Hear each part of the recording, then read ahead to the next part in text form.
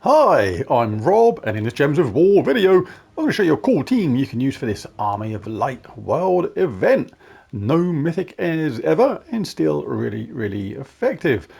Right, let's take a look at the scoring system in just a minute, but first things first, grab the rewards from the shop, or rewards from the rewards section even. Reason is, you're going to get awarded the Arcane token if your guild has started this already. And you can collect 3 of these tokens of the same type to evolve it into a badge. Then you can eventually evolve that badge into a medal and do a lot of extra damage.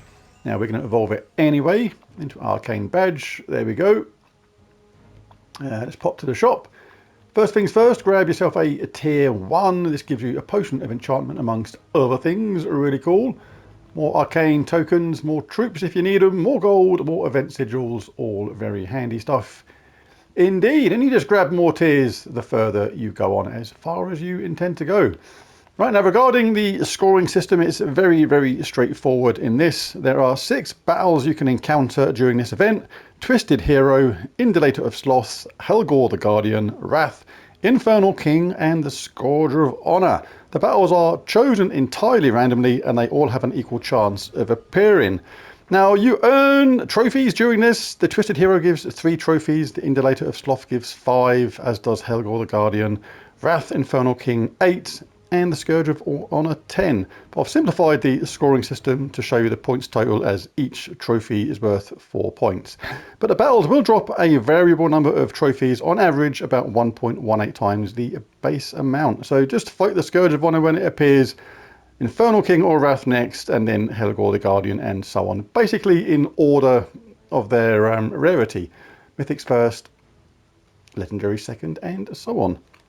Right, on to the team itself now. Guardian Crown, 2 times Gargoyle and Dominion is not a bad way to go about it at first. I'll show an alternative way to play this world event too. The idea with this one is the Gargoyle gives magic-based splash damage to an enemy boosted by all allies attack, and explodes 2 gems. The cool thing about the boosted by all allies attack part is, as this event gets harder and the enemies get more stronger, their attack goes up, but that actually boosts Gargoyle spell, therefore it does more damage. If this is a bit of a theme, like at the moment all these enemies are daemons, then Dominion is going to be really handy indeed for this. This is the Glory Troop available from the shop right now, because it does a triple damage versus a daemon. So very handy if these daemons keep on appearing. We can, like I say, cast both Gargoyles, finish off any lingerers with Dominion. We'll have something like the Guardian Crown in first place. It cleanses itself, gains a huge amount of life and armor, moves itself to the front if it wasn't already there. But one of the reasons this is so cool is because of its upgrades. Shielding, peaceful, and other stuff. Really cool. When you cast this, you also get a barrier. You also silence the first enemy. They can't get any mana or cast spells. It also gives itself 4 mana when you cast it, which means it only needs 10 to do it all over again and just keep itself really buffed up. This protects your Gargoyles, which means they can keep on dishing out that huge damage.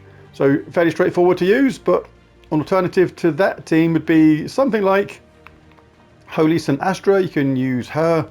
She's going to give herself a 50% start with mana, and then gives magic +1 life and armor to all allies, creates a light storm, enchants humans. But a boost to armor means that with this weapon here, the same weapon, we're going to give ourselves a massive amount of armor, save ourselves again from damage. You can then have a couple of high paladins, for example, dealing damage to the 2 strongest enemies boosted by his armor, which is going to get obviously boosted by Holy St. Astra's spell. If you don't have high paladins, you can have a normal paladin. Just does a single damage to a single target, but hey, it's better than doing nothing.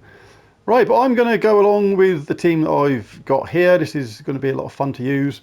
The banner for this is +2 red, +1 brown, -1 blue banner, volcanic banner from the Fire Rift, and Geomancer class is going to be absolutely superb for this. Reduced damage from skulls by 50%, means with our armor buff and things like that, we're going to be safe as houses. All constructs also start with 50% mana, which is ourselves and the Gargoyles. Talent tree wise, we'll have a little bit of serendipity going on. This one's actually no good. Anti-magic sphere is cool. Tactician, really handy if you're a newer player, a little extra buff to your weapon. Rock Solid, really cool. Again, a barrier when matching brown gems, which we'll be doing often. Stone Mastery, an extra buff to brown, extra brown on brown gem matches. You can have Tree of Knowledge, but we're not actually collecting green, so I've avoided that one. And Fortitude, so really easy team to use. Let's dive in there. Regarding medals, I've put on, that is actually quite important, the event medal, obviously, which is the arcane badge, but the other two medals are medals of seasons, or the medal of Arania, I think it's called. Gives +4 attack to all allies. That is important for boosting up Gargoyle's spell. So let's dive in and have a couple of punch ups.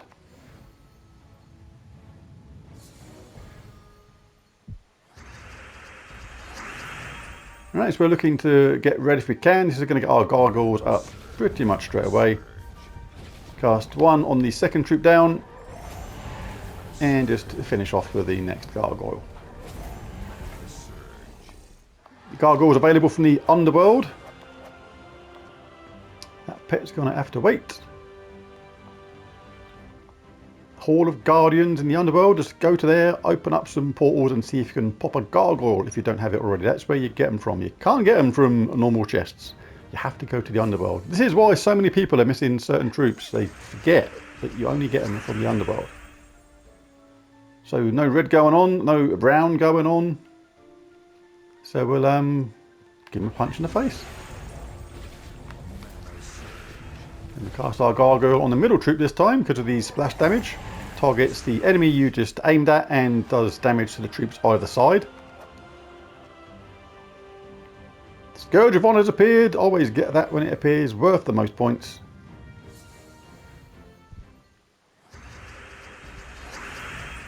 Always looking for red if you can to get your gargoyles charged up straight away, but failing that, we'll might as well grab some yellow. Ah, we've got our red now, look. Our Dominion's ready, and so is our gargoyle, but we can let's give Dominion a little bit of a first run out. There you go, son. Make yourself feel good that you're actually doing something good. Wrath. Yeah, so demons are appearing here often, so Dominion is going to be really good for this event. In my Soul Forge review, I only gave him a bit of a paltry score, something like 4 out of 10.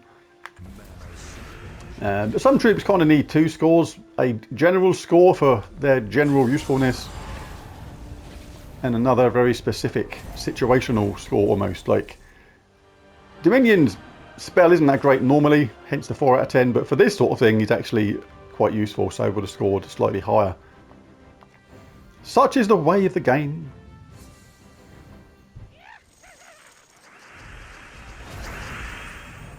So we'll grab that red for our gargoyle and that red for our other gargoyle.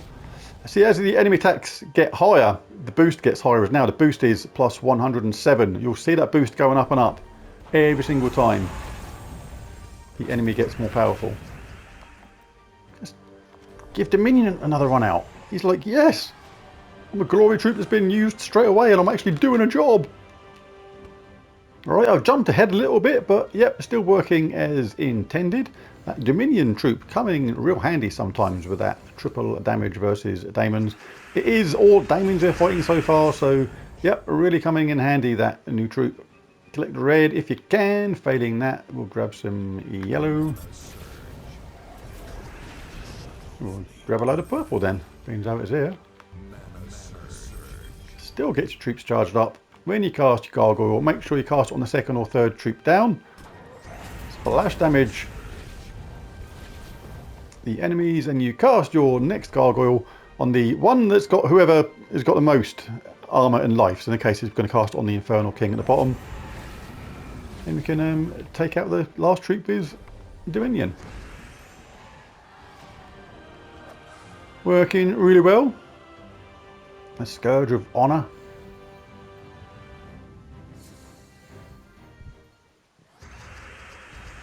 So again, no red there initially, but I'll have a huge amount of yellow, thank you very much. We're not going to say no to that.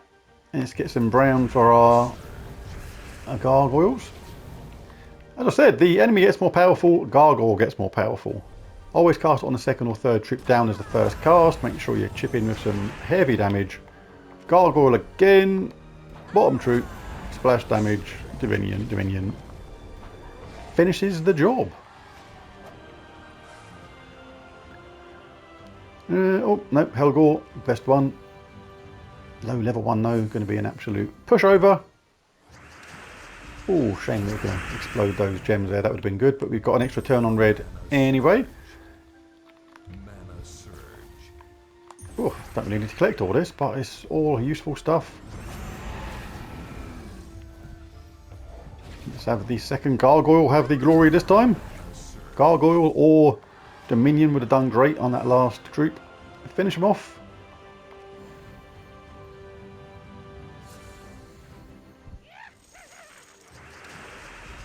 Right, when you get the Valraven there, the one that gives the extra sigils when you kill it, it gives you 2 extra battles. Make sure you get that nice and early. Target that. Kaboosh! Get it whopped out of there.